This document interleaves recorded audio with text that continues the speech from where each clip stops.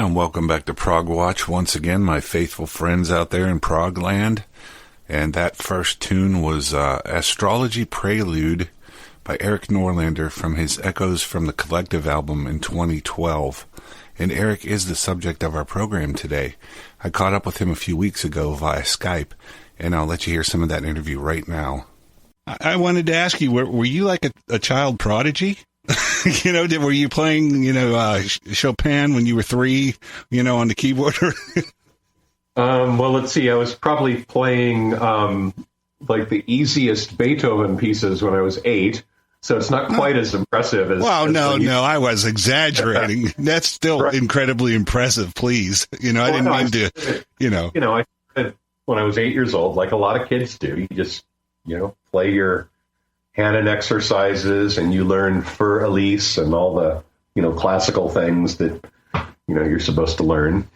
And I definitely wasn't a prodigy. I mean, you want to talk about, someone like Jordan Rudess or someone, okay, that guy's a prodigy. That guy, as long as I've known him, he's just a ridiculous, amazing, can play anything backwards and forwards, upside down. I started when I was a kid, took lessons for a lot of years. I played in, in the various bands in junior high and high school, jazz band, concert band. I think in my junior and senior year of high school, I played piano in the jazz band, clarinet in the marching band. Saxophone in the marching band and clarinet in the concert band. I think I ended up having 3 periods of music somehow. I think I passed like some AP tests or something that got me out of some classes. And I think I did a summer school thing. So anyway, cool. I did that a lot. And then of course I continued studying in college. And when I was 16, I got my first synthesizer, this crappy little Roland string synth. And in fact, I've got it packed up now, but I could have pulled it out and showed it to you. But anyway, that was, I started playing that, in my first rock bands, and, we do little gigs and I make a little money, and I had my after school fast food job and just save up a little money. And, I remember buying a Rhodes 88, which were not, especially like in the early 80s, those were definitely not in fashion.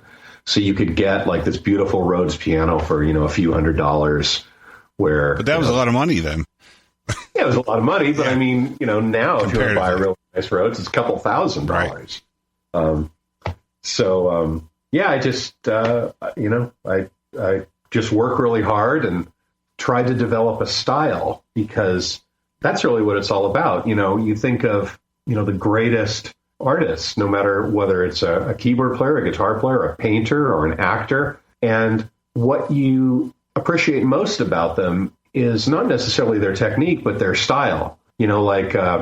Everyone talks about, you want to hear David Gilmour just play real slow notes with beautiful vibrato and all that. And that's kind of what it's all about. And I know there's an expression, I forget who came up with it, but it is, what is it? I have to get it right. Style is not about what you can do. It's about what you can't do.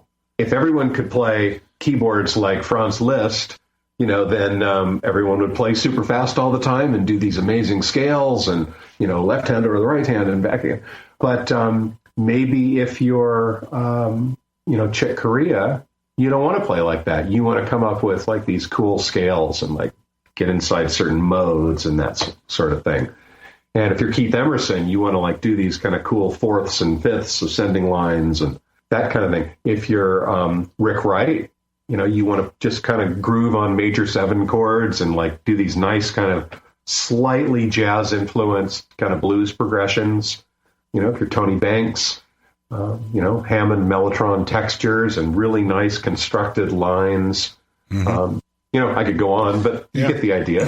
Yeah, it'd be boring if everybody was the same, but yeah, it is about what people do in their own, and play to their strengths and their interests. And yeah, that's what makes it interesting. I grew into an adult, let's say, in the 80s. I graduated high school in 1985. And around that time, Eddie Van Halen was just kind of the king of the world. And every guitar player I played with wanted to be Eddie Van Halen. And they all had these like crappy Kramer guitars, whatever they were, with the bars, and they'd make their horsey sounds on the guitar. Eddie Van Halen is an awesome guitar player. Let's be clear about that. But everyone was trying to play like Eddie Van Halen, and it's like, God, can you please stop? Can you just play like a nice melodic solo? Can you play like a rhythm part without doing like the squealing artificial harmonic thing? And that goes to what we're talking about. It's like, develop some style of your own. And obviously there are guys in the 80s that did develop, styles of their own. But man, I remember that, like, every guitar player I worked with, like, does anybody play a Les Paul anymore? Does anyone play an ES-335 or, God forbid, an acoustic guitar? So anyway, I'm off on some wild tangent, but there you go. Yeah, I like going off on tangents. It's like you were talking about the 80s and people, having a style. I'm not the hugest U2 fan in the world. I mean, but back then they were huge. And the Edge is definitely a guy who, doesn't have a heck of a lot of technique really, but what he does, it's interesting. And he's like just owned it. He just made it his own. The way he plays is nobody else plays like that. You're right. And, you think about the Edge, and you think about the way he used echoes and effects and, kind of coming up with those real specific kind of riffy things that he did, when combined with the echoes, really became the sound of that band. Right. And once again, there you go. It's like style is all about what you can't do. And, the Edge couldn't play like Yngwie Malmsteen. Right. He couldn't play like Al Di Meola, but he could play like the Edge. And man, that guy, I'm not a huge U2 fan, but I appreciate them. And I totally get what the guy's about. And, I certainly look up to everything that he's done. And speaking of style, I figured I'd break up the interview a little bit. So right now I'd like to play a song that'll get you a little more into Erik's style. The name of the song is On the Wings of Ghosts. It's from his solo album Into the Sunset from 2000.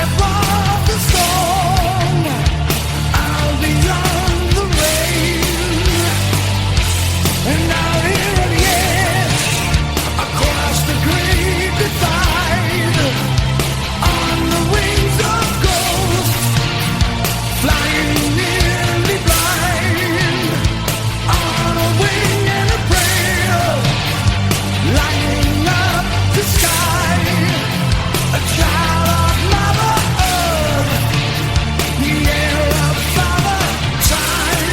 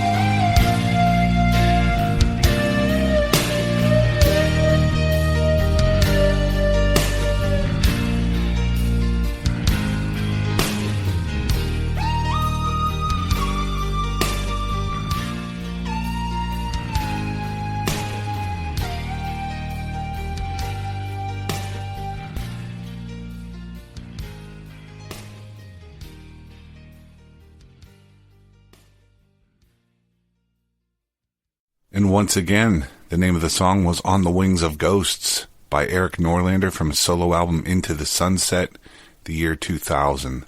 I'm going to let you hear a little more of that interview. Do you want to elaborate a little on like how did you get together with Mark McCrite and form the Rocket Scientists? Okay, well, let's see. Mark McCrite sat next to me in Mr. Costley's European history class. Really? In high school. Circa 1983, I'm going to say, somewhere around there. He was a year older than me. He still is a year older than me, in fact. And he had moved to Los Angeles from Atlanta. His dad had moved to LA for a new big job there. And so Mark came in his senior year.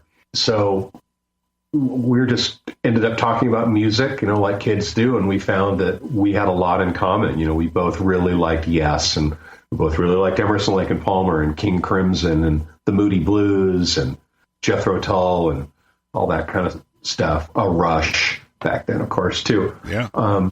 So we just kind of struck up a friendship, and I found out he played guitar and he sang, and so we'd get together and record little things. We'd record covers of various songs we liked.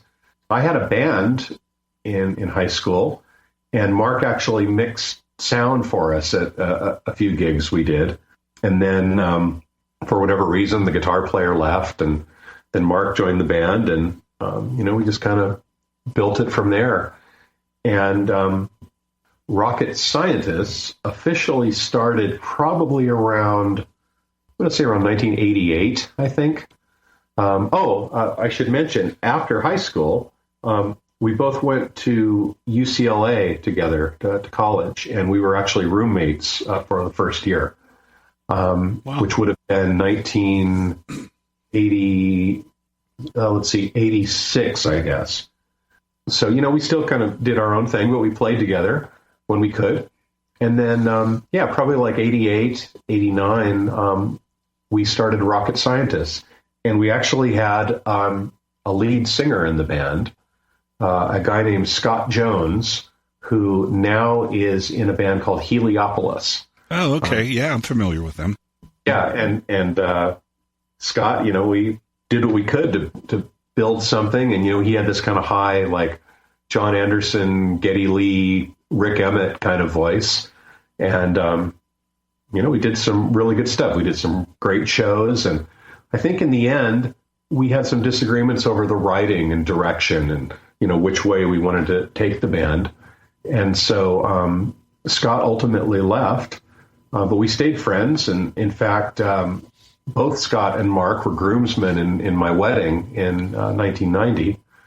That's awesome.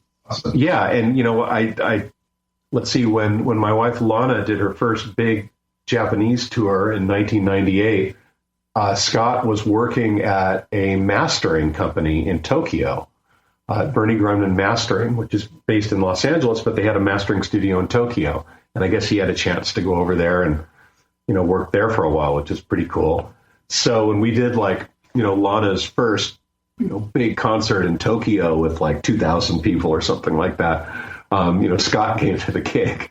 So it was great. It's fun to just, stay in touch with people, and, you kind of keep track of each other as you grow. I even did a gig here in San Francisco, just like a year or two ago. My friend Kurt Mattson put on a little festival, and he called it NorCal Prog Fest. That was it. And so I played with my solo band, and Heliopolis with Scott also played. So we got to hang out a little bit then. And so anyway, once again, I'm off on a tangent. But Mark and I, we put together the first album, Earthbound, in the early 90s. And we started with a drummer named Tim Garrett, who was in a band called Streets, which was kind of a Kansas spin-off. It was Steve Walsh was the singer and the keyboard player, and Billy Greer was the bass player, and Tim was the drummer. Wow. And a guy named Mike Slamer was the guitar player. And Mike came from an English band called City Boy. I know some City Boy, yeah. Yeah, and Mike's a producer now, and he's a great guitar player.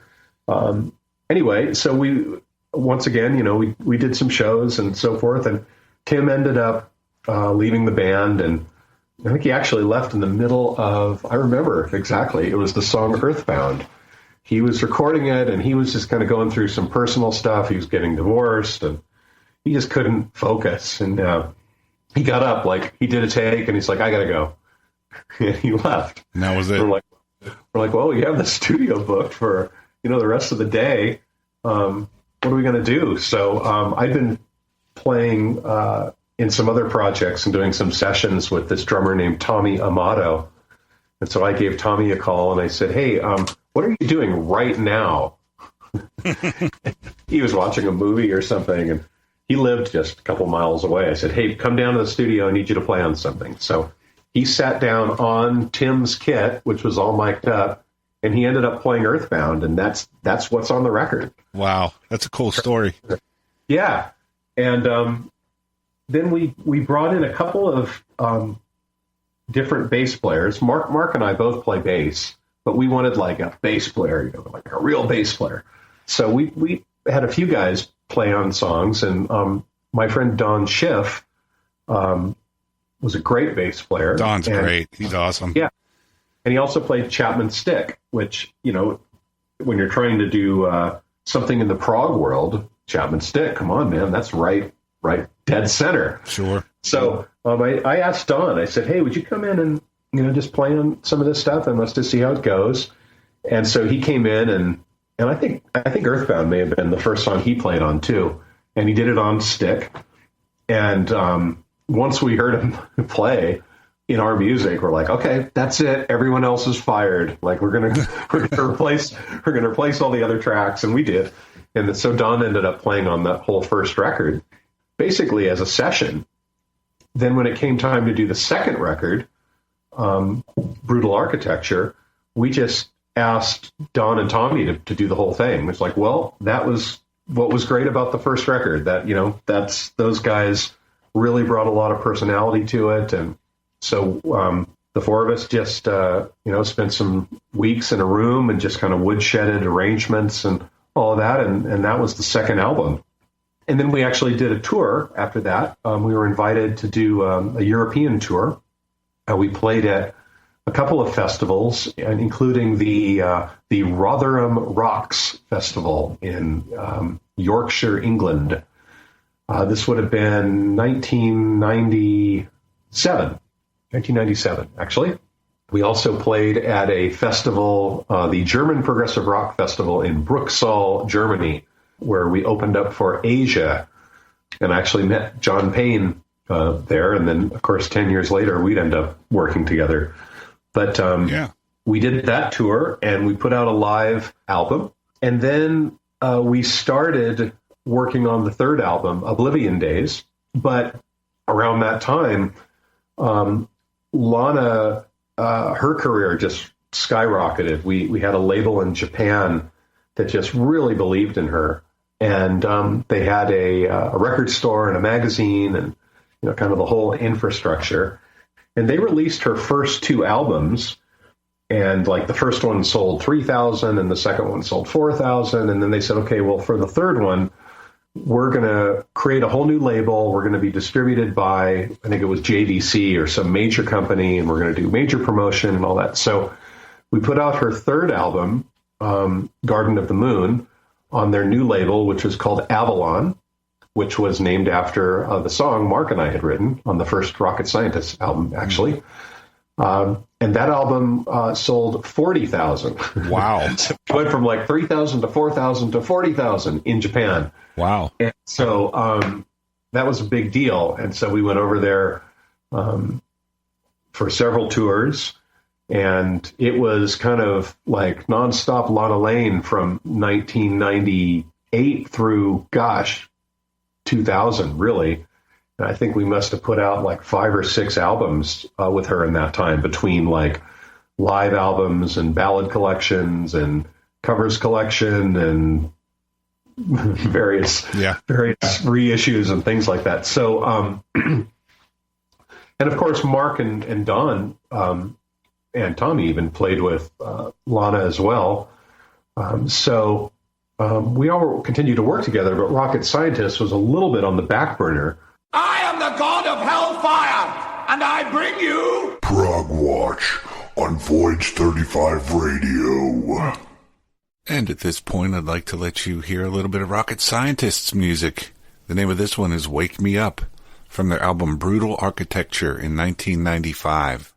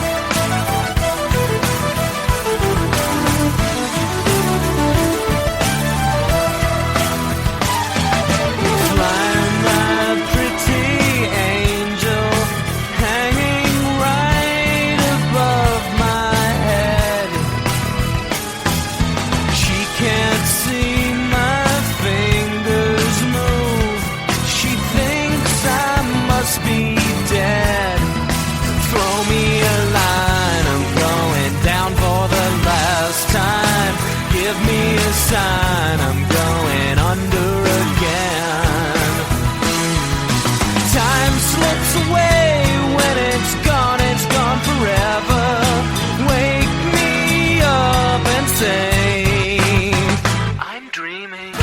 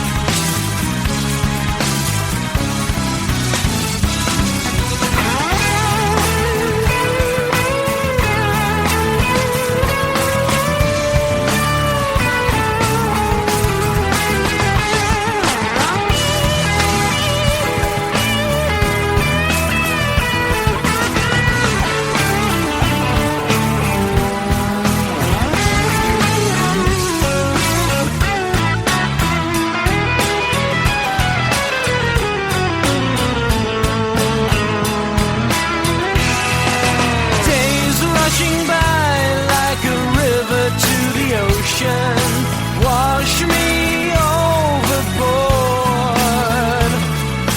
Time slips away when it's gone forever. Wake me, wake me, wake me. Once again, that was Wake Me Up by the Rocket Scientists featuring Erik Norlander, Mark McCrite, and Don Schiff. The name of the album was Brutal Architecture. Now we'll get back into the interview. And let's see, about halfway through 1999, we had a couple months off. And so we ended up finishing the Oblivion Days album that we had started.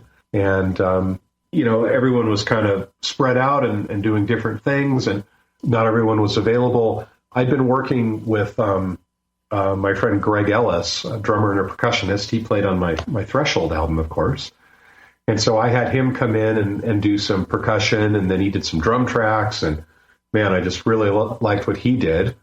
I think even Don was out of town or on tour or something like that. So I had my friend Tony Franklin, the fretless bass player. Really? From the Firm? Yeah, from the Firm, exactly. Wow. Firm, Okay. Blue Murder, and all that. Yeah, right. He played on a couple of tracks on that album as well. So that's kind of an eclectic album. It's very much a studio construct. But anyway, we managed to release that in 1999.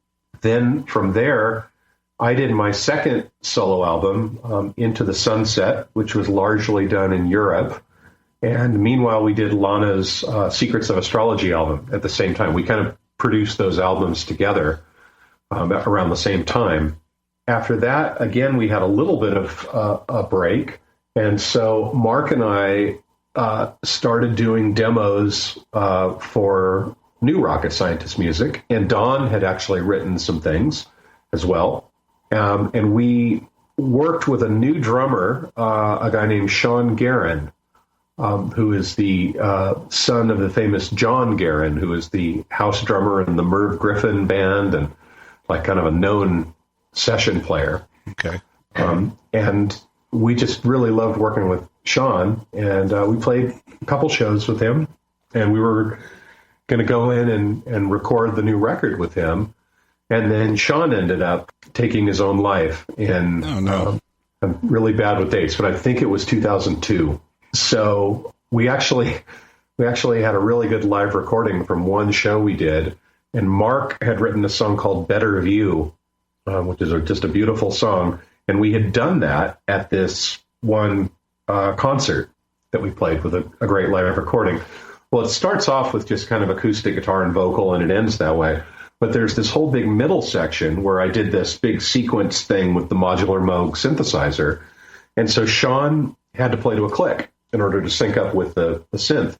What we ended up doing on the album, when we finally made that, is we used Sean's live drums for the middle section because we could sync them up, to the studio track. So he appears on the fourth album, Revolution Road, on that song, Better View, posthumously. Wow. And we actually got Simon Phillips to come in and play on the beginning and end, which, of course, we couldn't use that because it wasn't done to a click or anything. But Sean knew Simon, and, of course, Simon knew Sean and his dad. And so it was kind of like I don't want to say a reverse tribute, because it was a tribute to Sean, but it was like, imagine, having one of your heroes finish your track for you. That was kind of like the idea. So that's kind of that's a neat story about that song. And that's my favorite song on the Revolution Road album. So you have Simon Phillips starting and finishing, and then you have Sean Guerin playing in the middle. So. Yeah. And at this point, I figured I'd let you hear a little bit of that song that Erik was talking about. The title, Better View, from the album Revolution Road by the Rocket Scientists in the year 2006.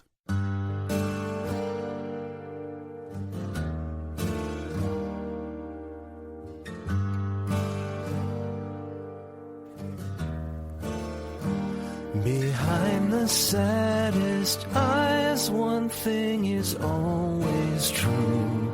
It's really not so hard as it may seem. The silent prayer I made but never said to you, may it find the way into your dreams. That someday you will fly up where the skies are blue, but you don't have to leave to find a better view.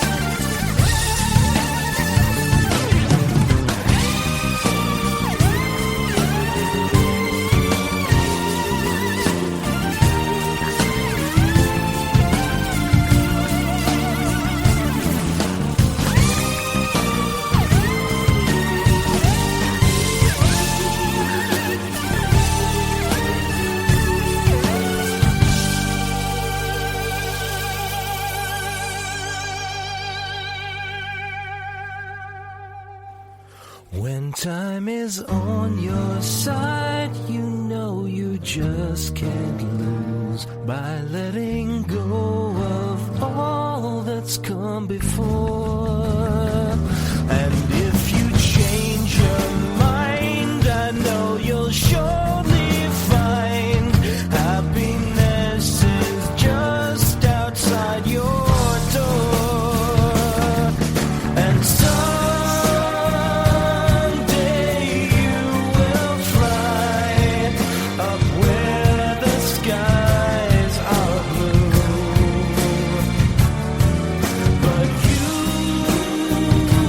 don't have to leave to find a better view.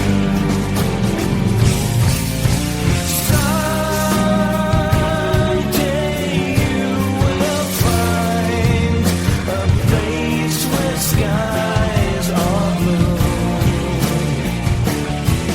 But you must learn to see,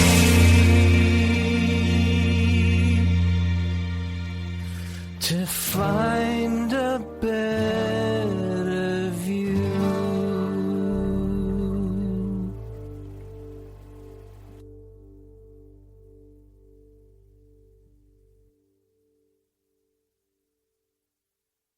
Once again, the name of that one was Better View by the Rocket Scientists from their album Revolution Road, released in 2006. We'll get back into the interview a little bit.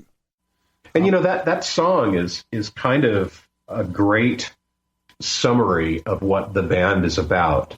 Mark McCrite is obviously a great songwriter, and he's a great guitar player, but he's not certainly not a shredder, and he's not like, I don't want to make this sound like it's minimizing him, because he's not really a lead guitar player. He plays great solos, he writes great solos and all that, but he's not like, the kind of guy that will go to the front of the stage, put one foot up on the monitor and play like, this Guitar Hero solo. His playing is a lot more like, George Harrison, Justin Hayward. I was going to say, I hear even in some of his vocal melodies, that Mark definitely went to school on the Beatles, and he's very much about melody, and that's also how I see him. His guitar playing seems to be. I imagine he probably thinks it out and really constructs it. It's not just like doesn't seem like he's a jammer, but will come up with something really nice, and work it out ahead of time and play it the same way every time, more or less, with very little variation, but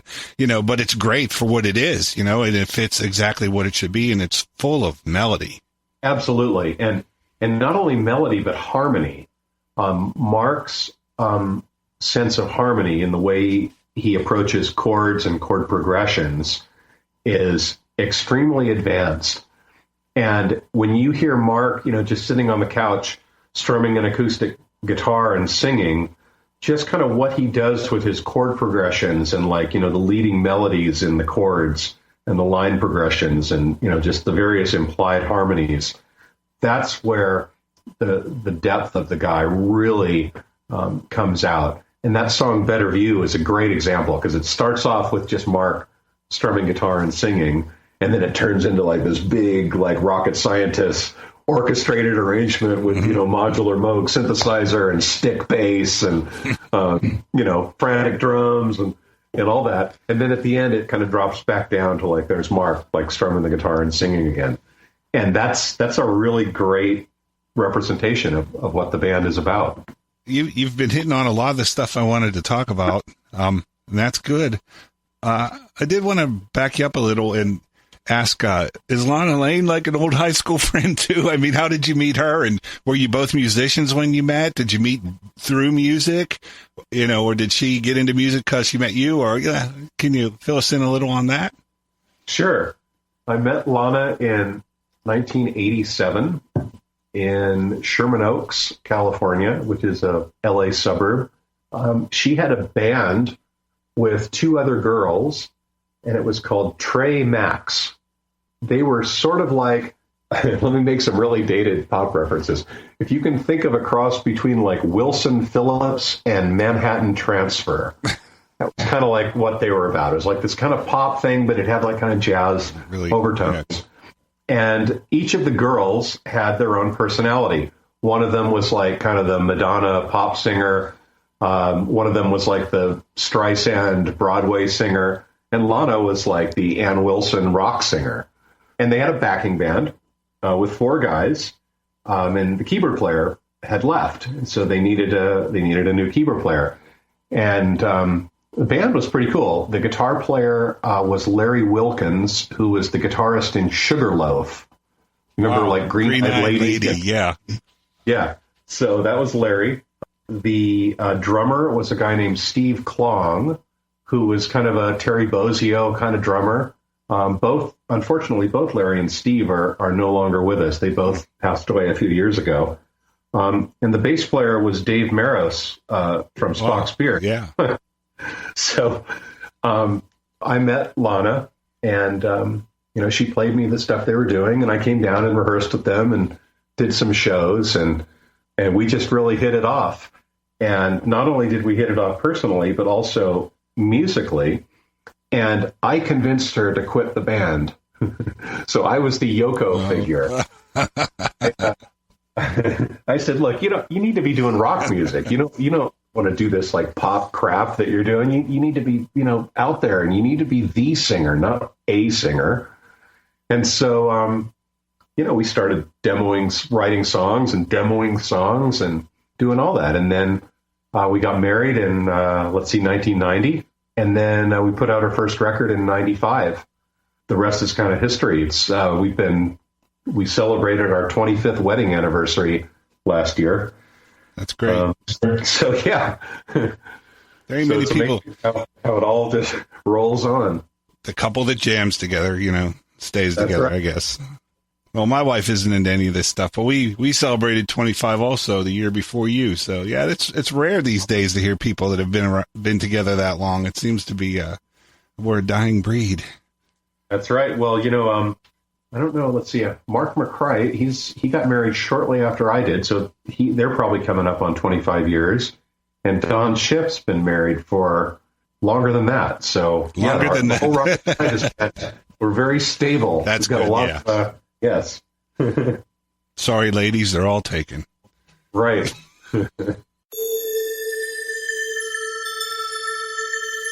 Voyage 35 Radio. Modern progressive rock tunes.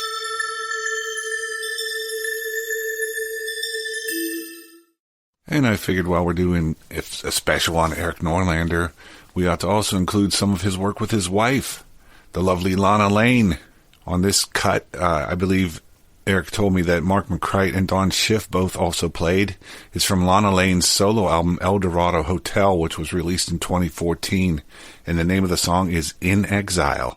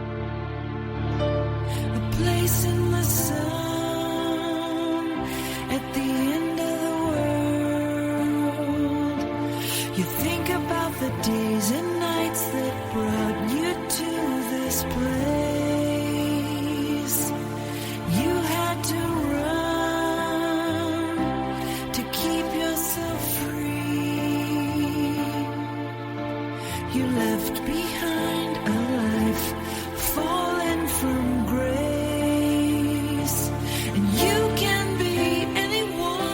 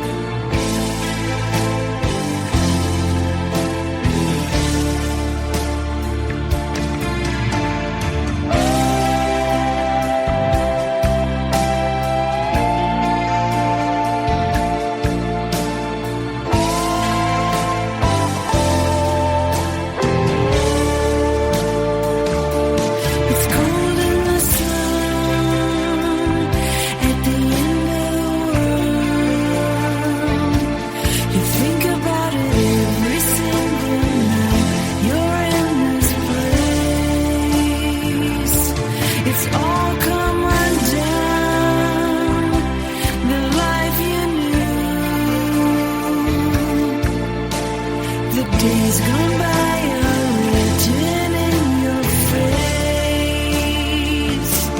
It's gonna be a long way down, a long way down. You could be anyone, 1 year in exile. You could be anyone. You have to be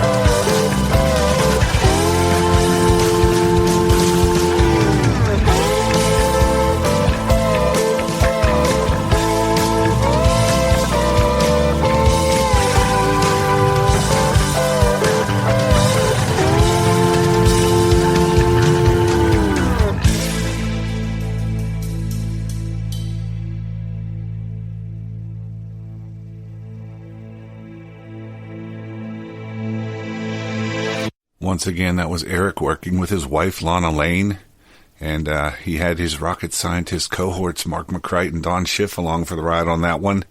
The name of the song was In Exile. It was from Lana Lane's El Dorado Hotel album, released in 2014. Now I'm going to go ahead and finish up the interview. In our emails, you mentioned that you are currently working on a new album. I am, yeah. In fact, I'm going down to Los Angeles tomorrow to shoot some videos for it. We've actually shot some video already. The whole album is in the can. I've just got to take it to the mastering studio sometime here soon. And I think everyone's really going to like it. I don't want to give too much away. It's the follow-up to the Galactic Collective, the album I released a few years ago. And so it's this, similar style of music, keyboard-oriented prog rock, and it's actual rock. There's guitars and, rock drums and all that.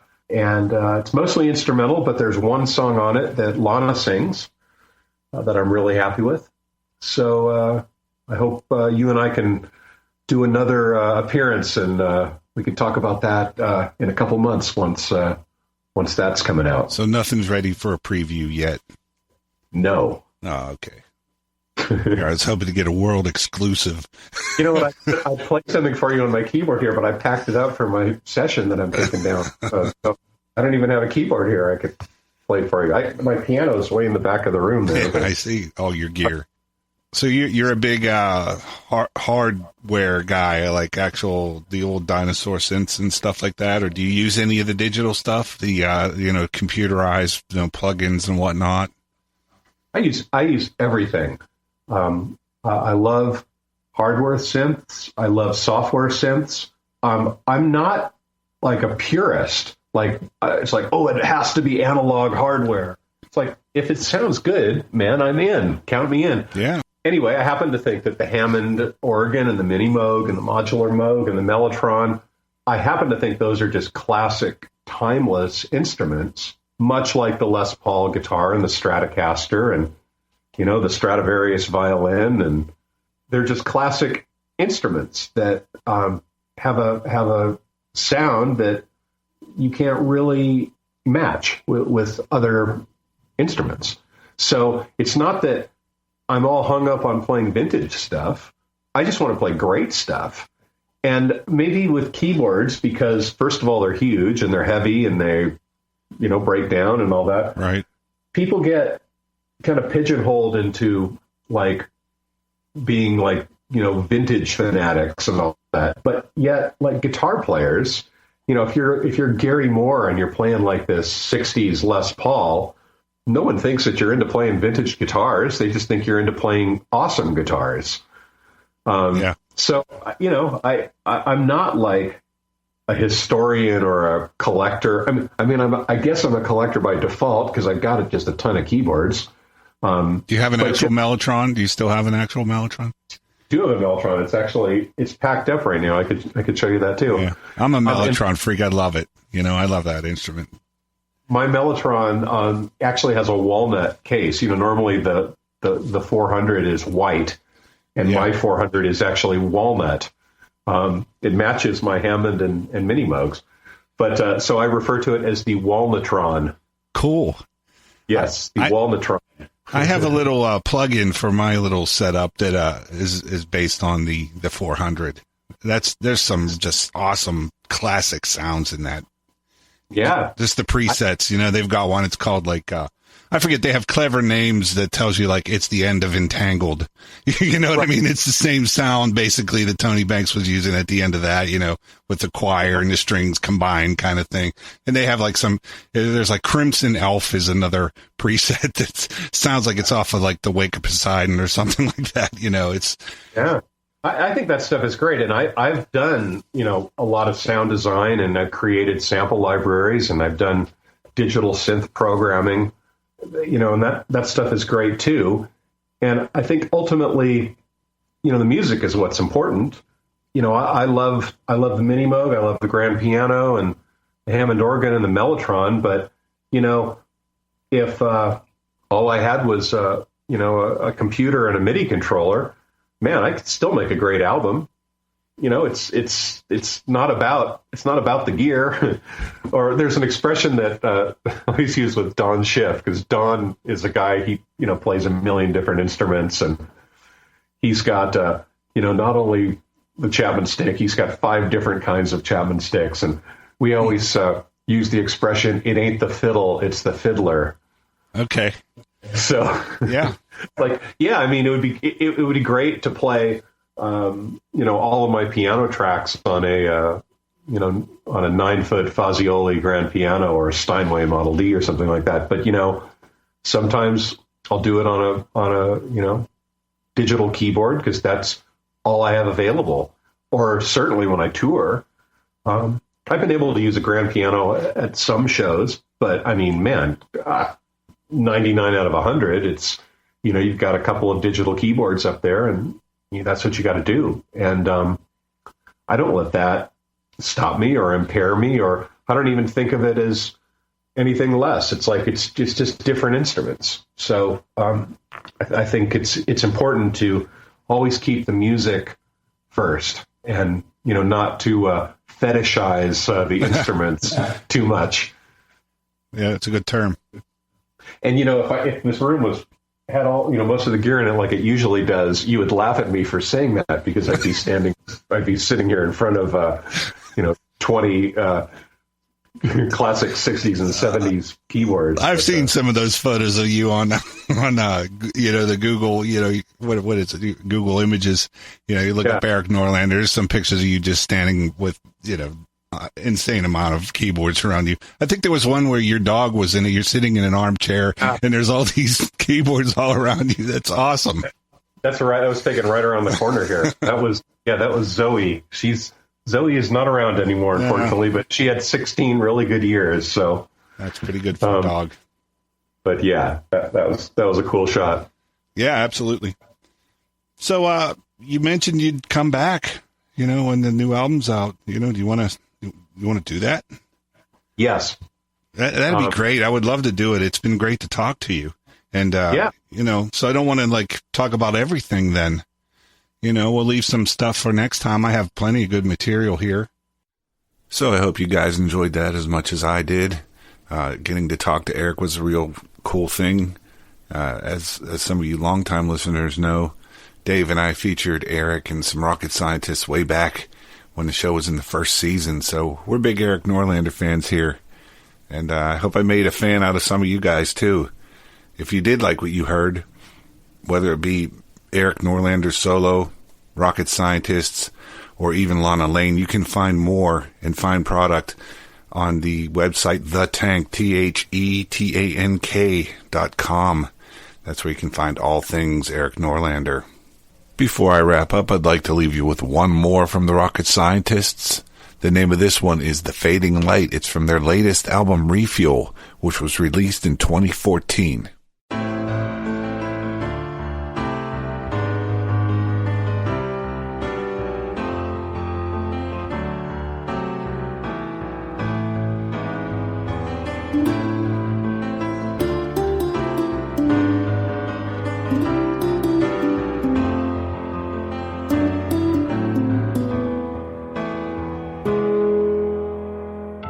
Strange roads have brought you here,